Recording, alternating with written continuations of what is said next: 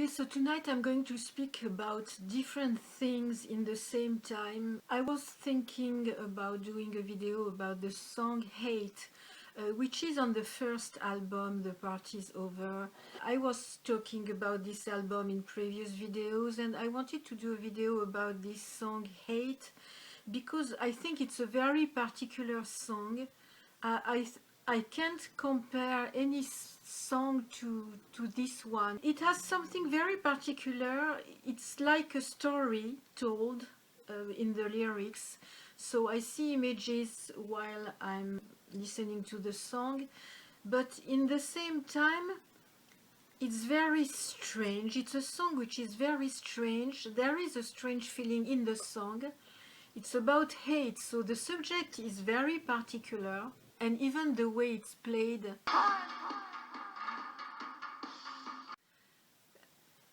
I would say that if I had absolutely to compare that to something else, I would think maybe that it has something to do with the punk music, but otherwise I can't put a style on that.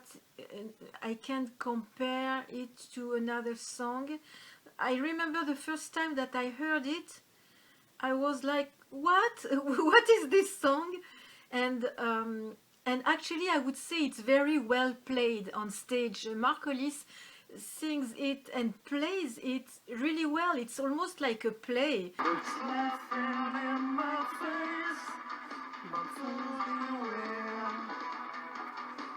That's why I wanted to talk about this song, which is particular. If you are watching my videos, you know that I've been very overwhelmed by David Bowie's death. So I'm not talking about David Bowie here.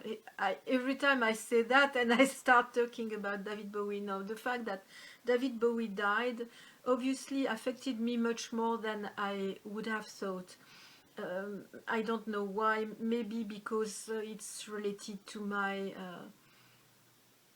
my childhood, or more exactly when I was a teenager. I was listening to him a lot, and even later I remember when my first son was born, I was listening to David Bowie too, and I've been listening to him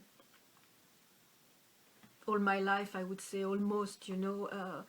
So it's very difficult, even if I was not following him or watching him all the time or buying all his albums.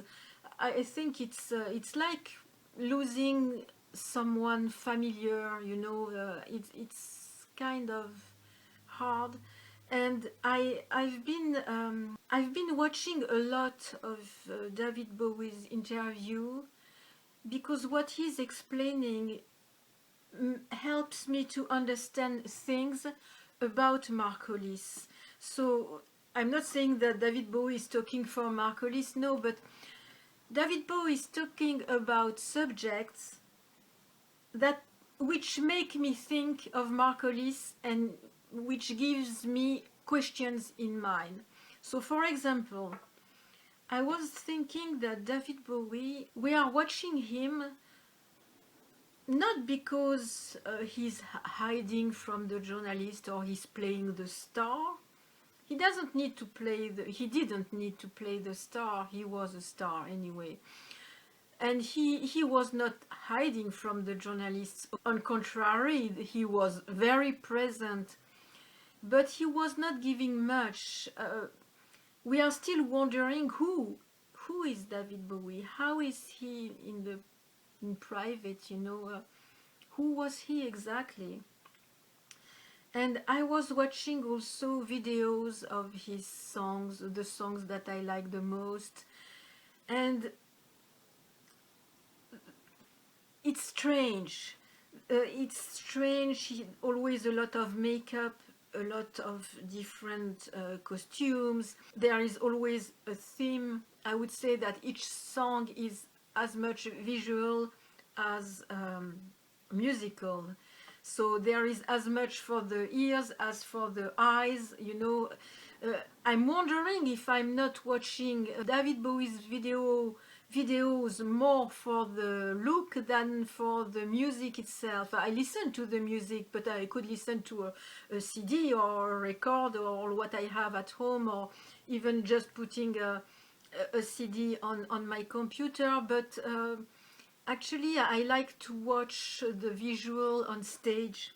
And of course, when I'm watching that, I'm wondering, I'm doing a comparison with Tok Tok and Mark Hollis, because why Mark Hollis and Tok Tok gives me ideas and images for paintings, and David Bowie, even though I love him and I'm fascinated by what I see, it gives me nothing. So of course I'm wondering and searching all the time and doing the comparison, even though there is no comparison to do, because it's two different music, it's two different ways of doing a career, it's two different personalities, even though they have common points, like for example the fact to try to do the best all the time and to be perfect, and perfect according to them in their own spirit, of course. So of course they are not in the same direction, and they are not they didn't have the same aim, but they have a few common points. However, they are very different too. So why I find a song like Hate, when Mark Hollis plays it on stage,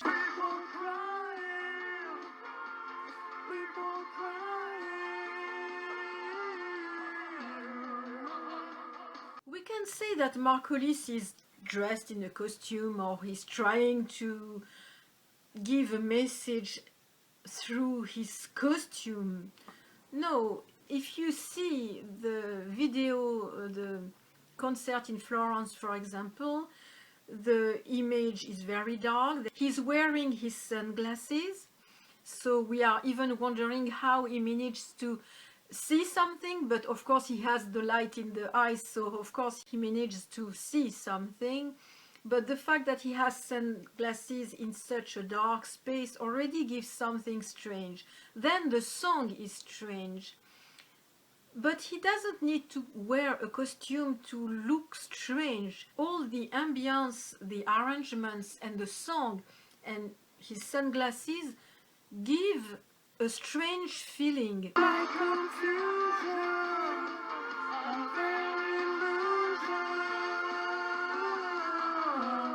so I'm going to find something like that strange, and in the same time I'm going to find, for example, the clip video by David Bowie, Blue Jean.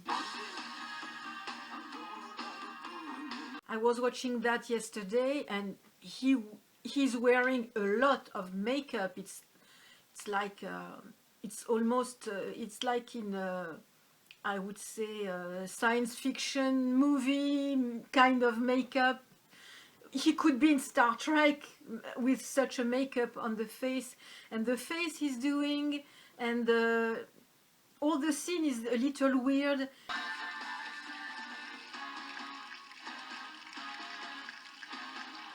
And I'm watching that, but there is such a big difference between Hate and Blue Jean, you know?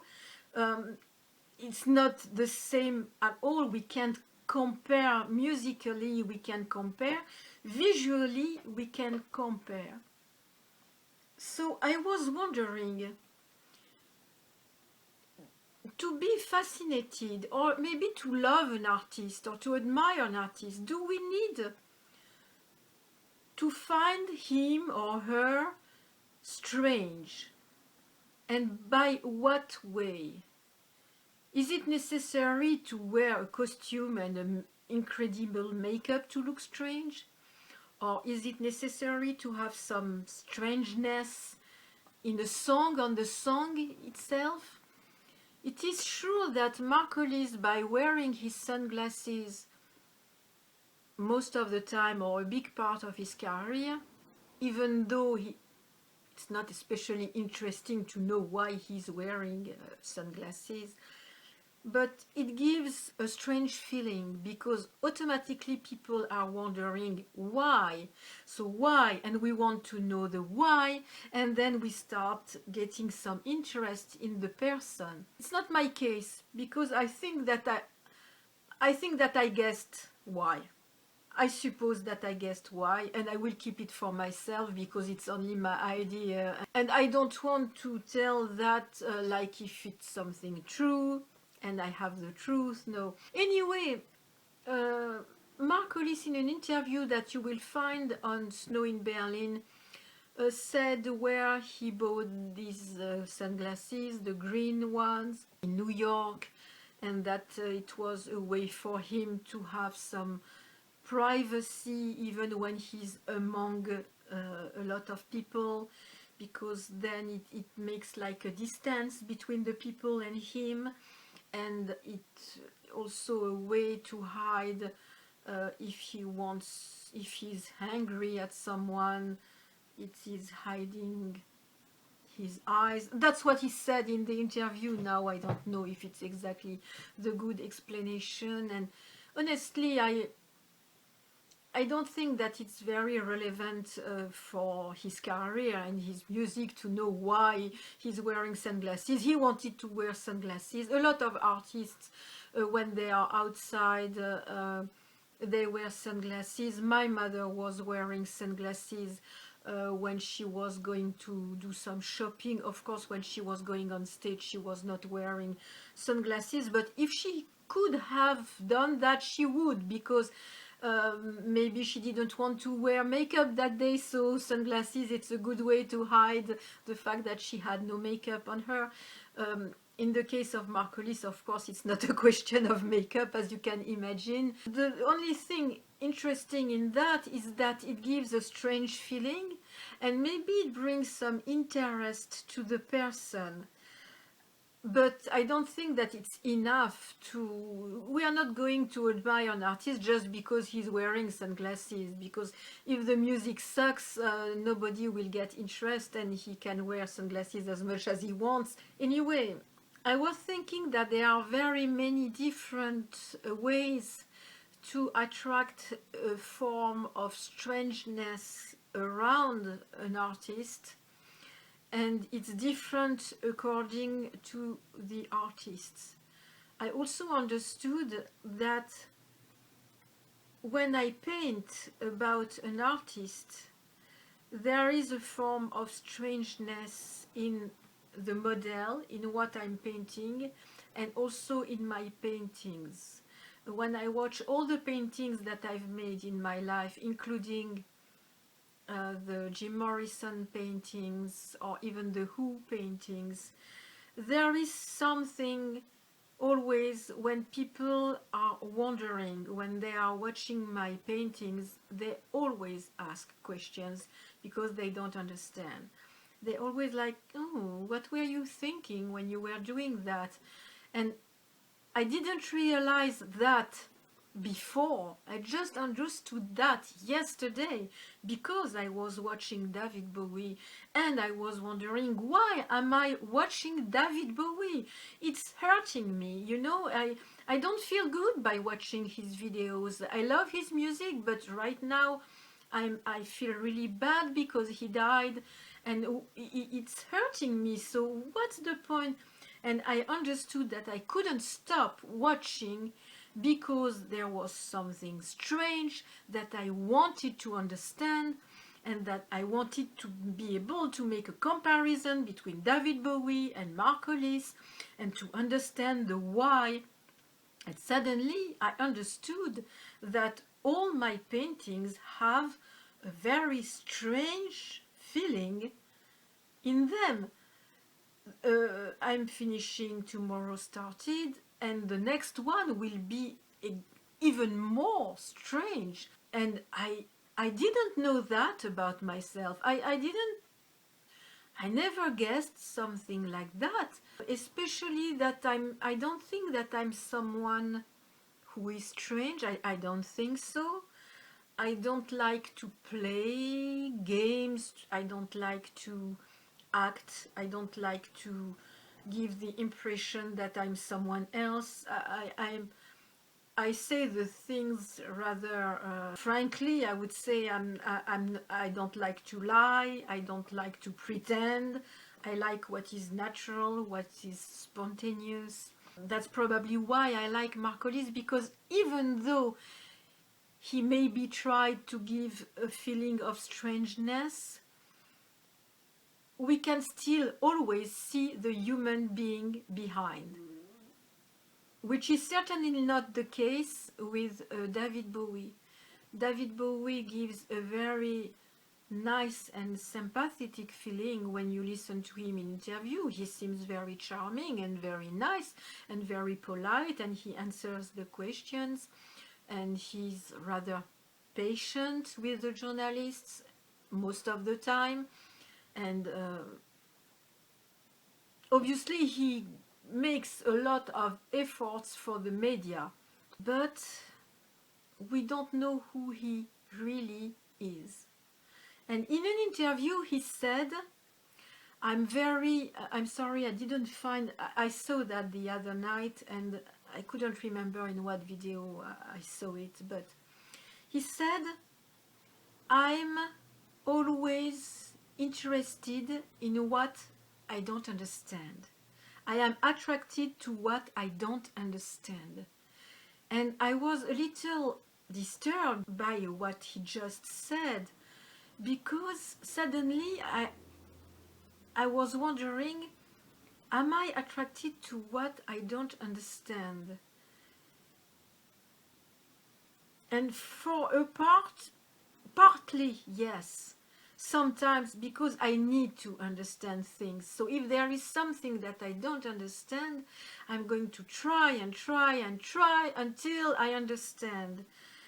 And I very rarely give up because I'm very obstinate, and I'm not the kind to give up just like that because I don't manage to understand, so whatever, goodbye, see you later. No, that's not my style. I will insist until I understand something. But in the same time, I like to feel a kind of something familiar with the person.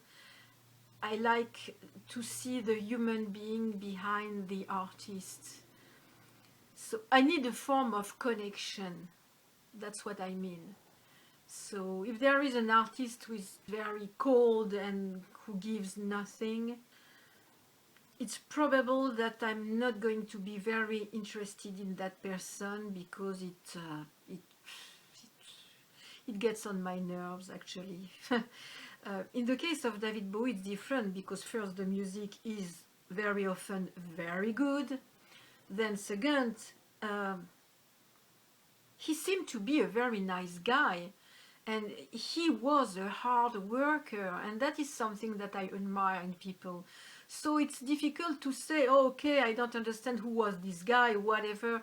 No, when you have someone who lasts like that so many years, it's because there is something huge behind.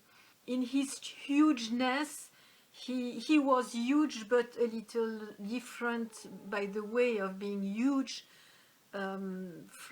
different from Hollis. Hollis has another form of hugeness, I think. By the way, Hollis said a long time ago that he loved the album, the David Bowie album Heroes, the most. That was an album that I didn't know very well, so I started listening to it because I wanted to see what Hollis loved in it, and by listening to it, I understood right away what he could love in it. Anyway, I also would recommend this album, Heroes, beside the fact that, of course, the song Heroes is great. I knew this song, of course, but there are many songs in the album, and also musical parts without a voice, which are really good too. I especially love the last song. It's Secret in the Arab something, I don't remember the name of the song. I will write it on the screen, I'm sorry. Secret, secret. It's a disco, completely disco song, and I think that the Daft Punk, when they did their album Completely Disco, they probably were inspired by that song or by the disco spirit, but I absolutely love this song. There are many songs in the album that I love. I recommend, Marcolis is right, I really recommend this album. Anyway, it's not a video about David Bowie, it's more about why people are attracted to artists and why artists are becoming legends. Do you think we must have a part of strangeness in them? Something which attracts people to the star, the artist, who has something strange, and then we want to know what is behind, and that's why we are attracted. Well, if it's the case, I understand that I will never be a star and I will never be a legend, because I don't want to look strange to people, so that is a choice, you know. Sometimes I look strange, but it's not, I don't do that in purpose. Some people told me sometimes that I was acting like if I was something, or like a princess, or I don't know. Someone told me that when I was younger. I didn't understand what he meant. So maybe sometimes we are strange without even knowing it. That's possible too. That's a lot of questions that I have in mind. Anyway, maybe my video is a little confusing, but it's because I'm in the middle of thinking about all that. It's a way to define my painting too, you understand? I watch all the paintings that I made that I have at home, or even those who I sold that I have pictures of them, of course.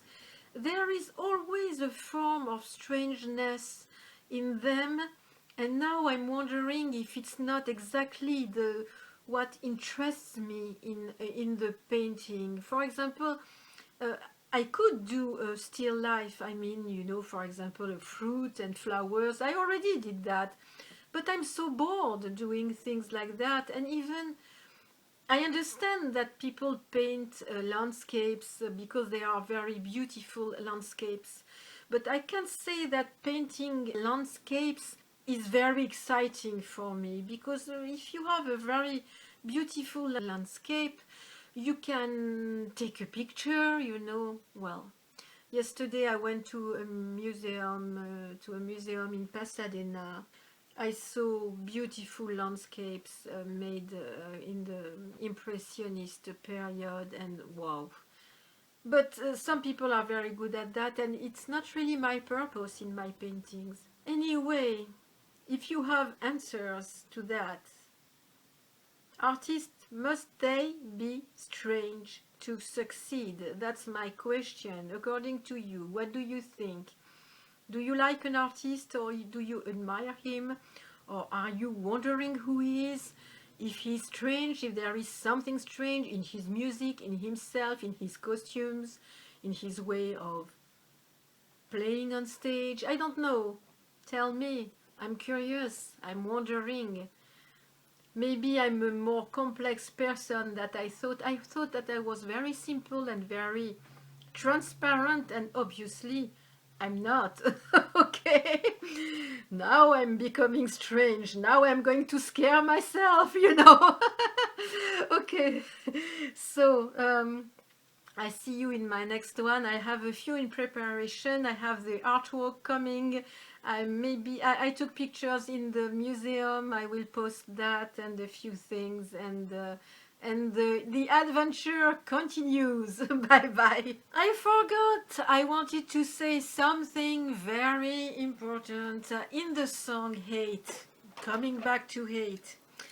So Mark Hollis is talking about hate, okay, but at the end he says something so, I found that so cute. Don't say a word if I've been away so long, too long, sorry. I found out it's wrong.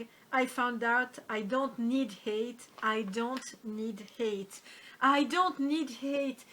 There is always a happy ending in the Mark Hollis lyrics, and that's what I love the most. I find that so cute, so adorable, and you know, it's kind of philosophical because he's speaking about hate, and at the end he says, I don't need hate. And that is something that everybody should think. We don't need hate. If there was no hate in this world, we would be so much better. Okay, this time, bye bye.